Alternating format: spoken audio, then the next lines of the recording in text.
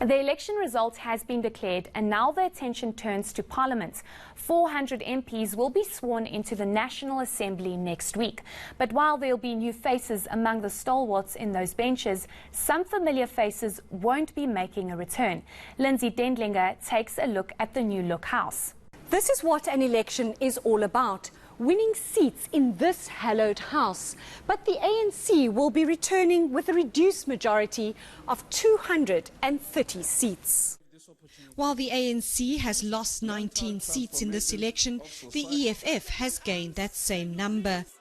Together they will still have a big enough majority to change the constitution. The official opposition, the DA, has also had its presence trimmed by 5 seats.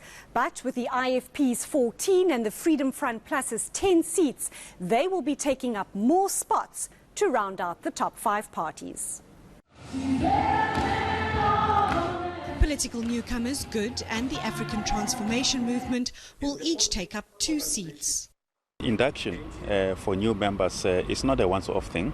For all the members, it is an ongoing capacity building program that will take place throughout the 5-year period. Honorable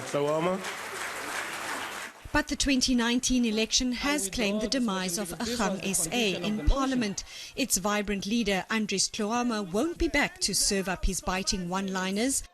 After a decade as an MP, the chairperson of the Standing Committee on Public Accounts, Themba Gowdy, also won't be making a return. His African People's Convention has failed to secure a single seat. Lindsay Dendlinger, Parliament. Government is slashing the budget for the presidential inauguration, but it will still fork out millions of rands. This despite acknowledging the country's economic difficulties. About 32,000 people are expected at Loftus Versfeld Stadium for the ceremony.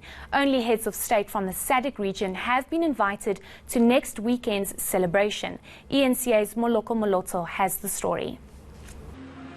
Usually, Loftus Versfeld Stadium is a hive of sporting activity.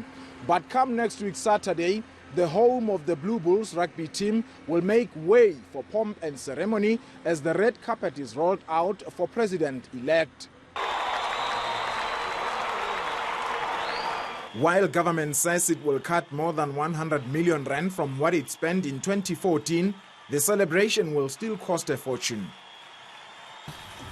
But it's not going to be any much more than the 120.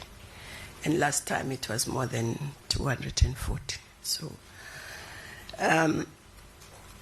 but until you have the event, you can't tell to the cent how much it has cost. Those who will attend must first know the rules. Alcohol and drugs, firearms or any weapons, bottles and cans are not allowed at the stadium. But prior to this, Parliament at its first sitting on the 22nd of May must elect a president. Because of the ANC's dominance in Parliament, the incumbent Cyril Ramaphosa is a surefire candidate. Upon assuming office, the president will assemble the cabinet, choosing individuals according to their skills and political relevance. This important selection will hint at South Africa's new path. Moloko Moloto, Pretoria. Big business are hoping for a cabinet to help address the country's economic challenges.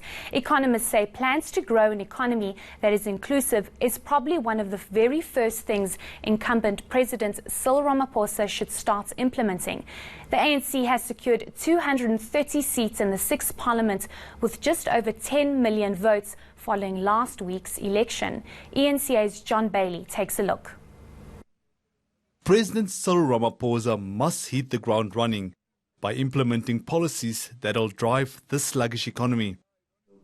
Business Unity South Africa says cabinet ministers, directors general and other key staff in the economic and justice clusters need to be appointed on the basis of competence, capability, experience and integrity. This will send a clear message to the markets.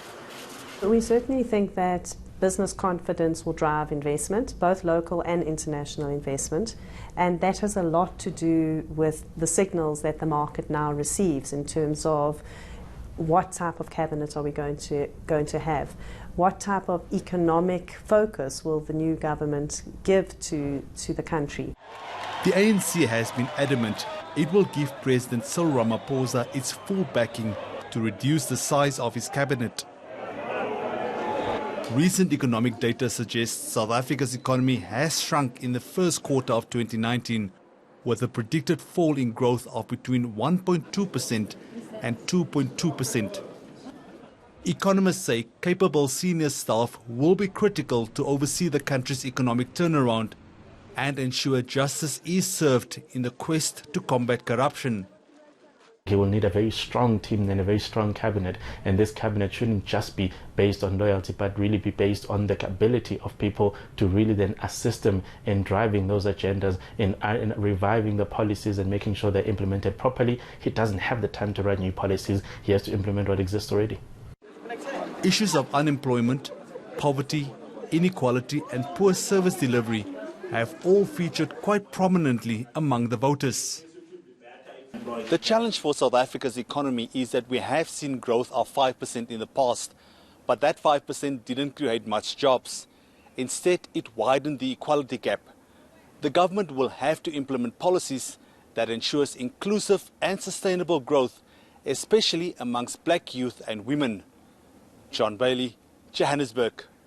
More than 400 CCTV surveillance cameras are now operating in the Joburg inner city. This in an effort to clamp down on escalating crime. ENCA's Linda Gukle has the following story.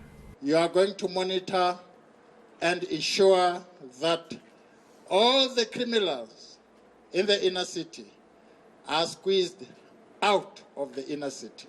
Strict orders for the 80 hand-selected officers set to reduce crime in central Johannesburg.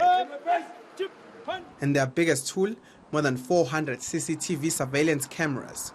Plus, over 100 agents in this 24-hour operations center will be keeping a close eye on the footage and dispatching officers as criminal acts happen. The more important launch we had was the IOC reactional unit, where 80 JMPD officers handpicked. We wanted the lean and mean officers to ensure that whatever incidents that we pick up in the IOC that are being attended to immediately. Agents are also able to control the cameras, checking blind spots in the area. The selected officers have committed to a quick response time. They committed themselves to 5 minutes. So 5 minutes, I expect them to live up to that. Public safety hopes the footage will also help when perpetrators are taken to court. There's a room set out there just for the purpose of that. So when our SAPS colleagues come through, they can immediately sit down, go through the footages and take the necessary evidence in assisting the prosecution and the investigations. The Department of Public Safety wants to expand the operation and put cameras in other parts of the city. Lindokuhle, Johannesburg. Coming up on the lighter side, Snapchat has a new filter to make your life more amusing.